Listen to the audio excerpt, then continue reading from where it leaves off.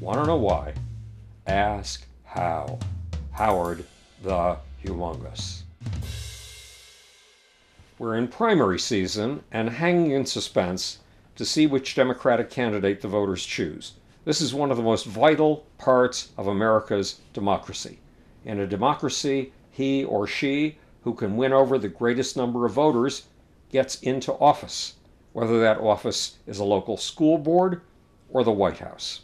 Or at least that's the way it's supposed to work. But does it? No, alas, it doesn't, according to an article in Vox by senior Vox correspondent Ian Millhiser. In fact, in the current system, writes Millhiser, a Democrat could potentially win the popular vote by as much as 6 percentage points and still lose the Electoral College to a Republican. By my shaky calculations, that means a Democratic candidate for the presidency could win nearly 8 million more votes than a Republican and still lose the White House. Yes, a Democrat could win by nearly 8 million votes and lose the Electoral College, thus losing the right to become president. 8 million people is considerably more than the entire population of Bulgaria. And lest you think that Millhiser is exaggerating, he points out that, quote, to date, this system has allowed 5 men who lost the popular vote to become president: Donald Trump, George W. Bush, Benjamin Harrison, Rutherford B. Hayes, and John Quincy Adams. If you're like me, you may feel that your vote is being stolen. And it is. But the problem is even worse in the Senate, the deliberative body that just exonerated the man who may be the most corrupt, dishonest, immoral, and dangerous presidents in American history. The Senate is rigged outrageously. Says Vox, more than half of America's population is represented in the Senate by just 18 senators, which means the Senate drastically underrepresents most of us and dramatically overrepresents a minority. Vox's Millhiser writes, quote, less than half of the population controls about 82% of the Senate. In the current Senate, the Republican majority represents about 15 million fewer people than the Democratic minority. In other words, 15 million Americans are being cheated of full representation in the Senate. Donald Trump was impeached by a body that does have proportional representation, the House of Representatives. Trump was impeached by congressmen and women who do represent a majority of the American populace. But he was acquitted of impeachment by senators representing a tiny minority of America's population, a tyrannical minority. And that minority was willing to permanently pervert the balance of powers in order to keep Donald Trump in office. That minority was willing to give king-like powers to our president and to cripple Congress from now until eternity, which means that one man, one vote is a false claim. What's worse, Vox points out that the vastly unrepresentative Senate gets the privilege of putting judges in power. And those judges then rule in favor of the overrepresented minority, the minority that tyrannizes America. So court rulings make the system even more unrepresentative. A small minority lords it over the rest of us. At least that's the way it will work until we fix the system to actually be democratic, something that Mitch McConnell, the champion of this over-empowered minority of voters, is very unlikely to let happen.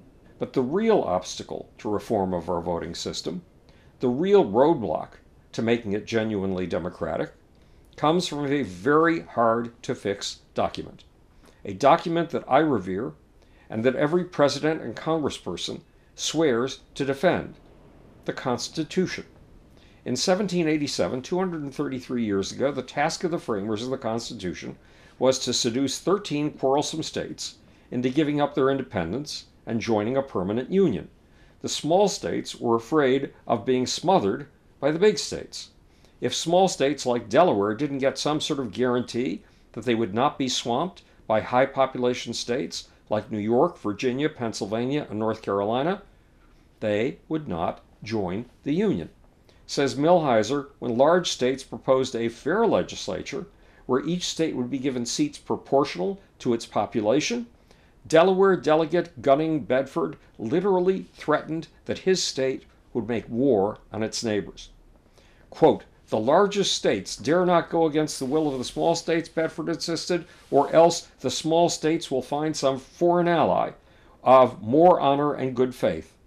So the Founding Fathers threw the small states a bone.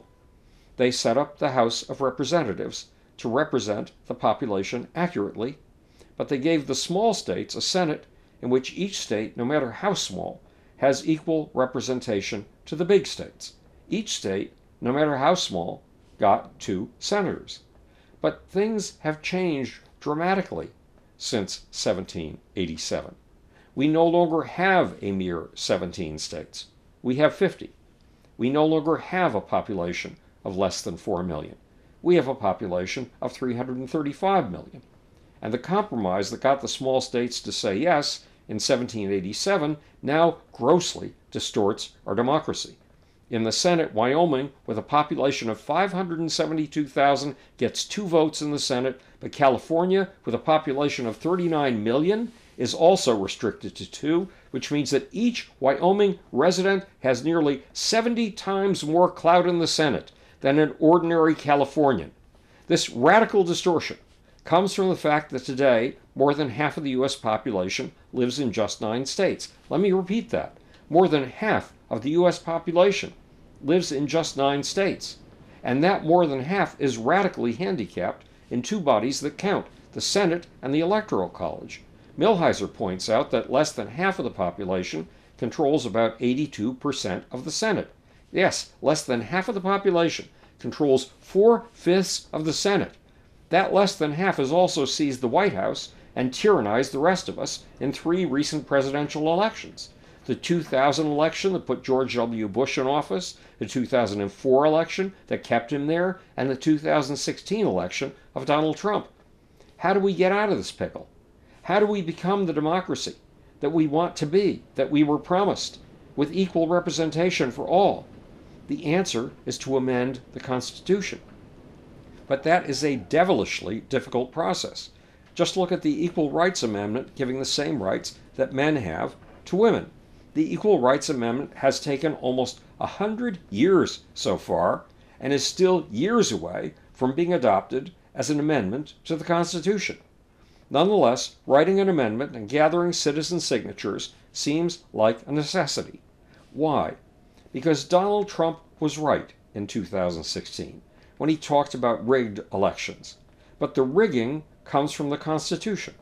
And it's a rigging that could let Donald Trump continue to desecrate the White House for another 4 years, even if he loses the upcoming election by nearly 8 million votes.